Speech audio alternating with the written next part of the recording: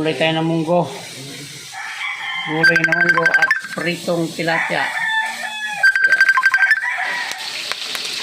Ayan, pwede na guys. Lalagyan natin yung ating bawang. Ayan guys, pinagsabay-sabay ko na.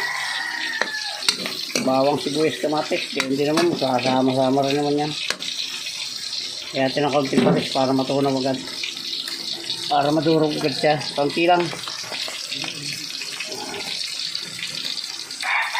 Yan, pag kulang sa alat yan, asin na lang dadagdag natin guys.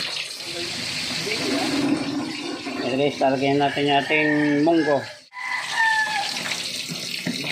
Yan guys, nalagay ko na oh.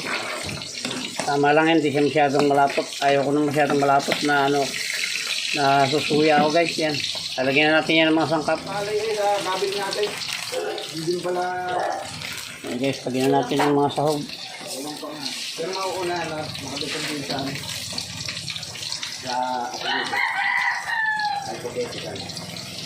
Para kayo nga sa ano lang, hawak mo ng sera. May papel kayong hawak. Kaya malaki Araw-araw din buhay. Okay. Yan guys, lalagyan natin yung ano, yung dahon ng ampalaya bago natin patayin na at hanguin. Yan guys, hanguin natin to. Sasalin ko sa kaserola para hindi mawala agad yung init. Tapos ay magpiprito na tayo ng ating tilapia.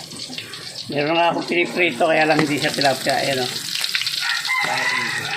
Yan guys, hanguin natin to.